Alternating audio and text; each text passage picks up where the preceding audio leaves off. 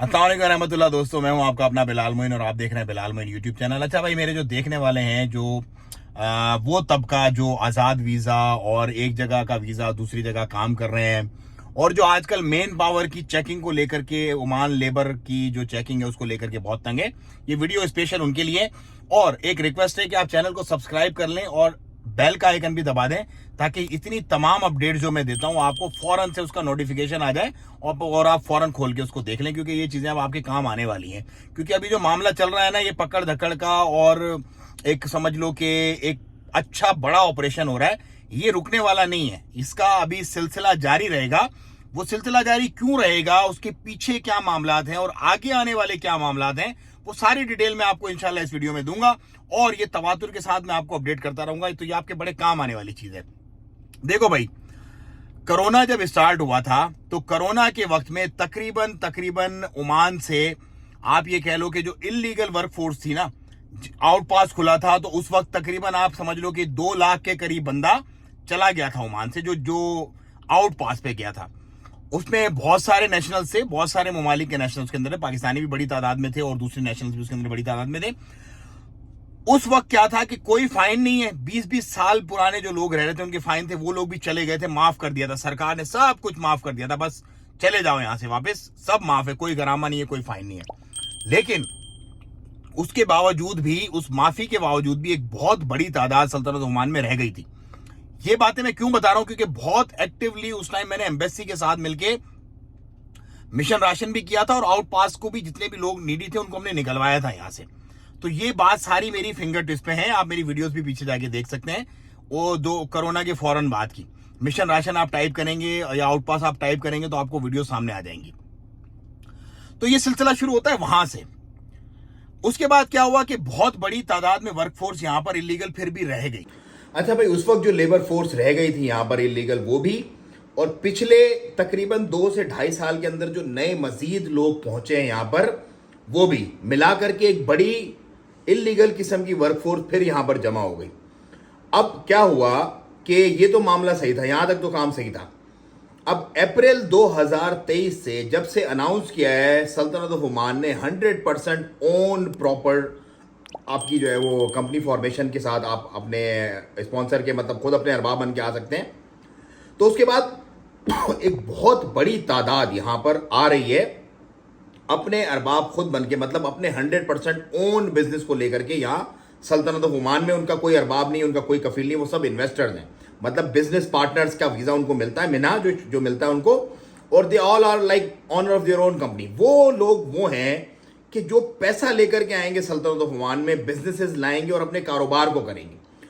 आजकल बहुत बड़ी तादाद में नए बिजनेसेस खुल रहे हैं, टेक ऑफ कर रहा है। देखो, बहुत सारे लोग बहुत सारी बातें करते हैं, लेकिन क्योंकि अब जाहिर सी बात है, लोगों का अपना विजन होता है, हर बंदे का अपना एक दिमाग होता है और अपनी एक गैदरिंग, अपनी एक सराउंडिंग होती है। जो लेबर के बीच में बैठ रहा है उसको नहीं पता बिजनेस क्या होता है, उसको क्या पता बेचारे को। उसको वही पता है कि यार सुबह मैंने निकलना है, दिहाड़ी मारनी है, शाम को मैंने आके और घर वालों से बात करके और अपना दिन खत्म कर देना है। जो बिजनेस वाली सोसाइटी में बैठते हैं उनको पता है कि बिजनेस का इस वक्त क्या मामला चल रहा है। सल्तनत ओमान ने जो फैसिलिटीज दी है, लोग फैक्ट्रियां यहाँ पे लगा रहे हैं, हर रोज नई ओपनिंग्स हो रही है यहाँ पर, क्योंकि लोग आ रहे हैं यहाँ पर। लोग पूरी दुनिया में जहां पर भी आते हैं उसके बाद वो बूम होना शुरू होता है, और ये एक प्रोसेस है। मैं जो बात आपको बोलता हूं ना कि 6 महीने बाद या साल बाद आप देखना कि कहां पे मामला चला होगा।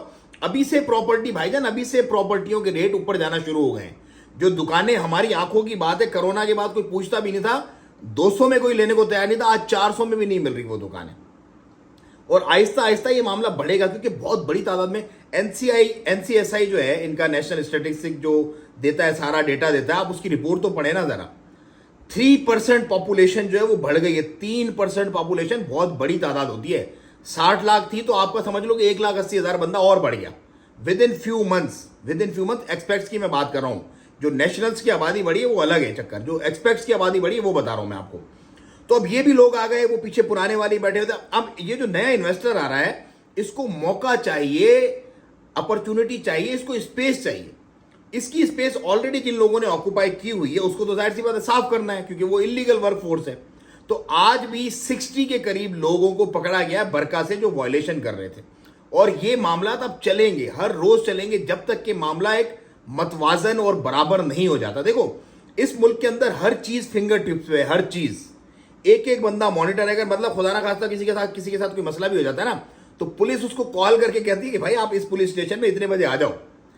घर पे जाके रेड नहीं मारी जाती, क्योंकि सब कंट्रोल्ड है, सारी चीजें फिंगर टिप्स पे है, सारे का सारा मामला। तो जितने भी इलीगल लोग देखने वाले हैं मेरे, आपको बताने का, ये सारा बैकग्राउंड समझाने का मकसद ये है कि अब तकरीबन 1 साल या 1.5 साल तो आपकी यहां पर कोई जगह नहीं रहेगी। 1-1.5 साल या तो आप अपने आप को लीगल करो, आपके बता के नहीं तो बता के बनवाओ, किसी और के पास काम करो तो प्रॉपर एग्रीमेंट करो उनके साथ, दोनों कंपनियों का, और मिनिस्ट्री ऑफ लेबर से सर्टिफाइड एग्रीमेंट होना चाहिए। अदरवाइज आप छुपते रहोगे, परेशान रहोगे, और आपके सर के ऊपर ये तलवार जो है ना ये अटकी रहेगी, जहनी अजियत का शिकार रहोगे।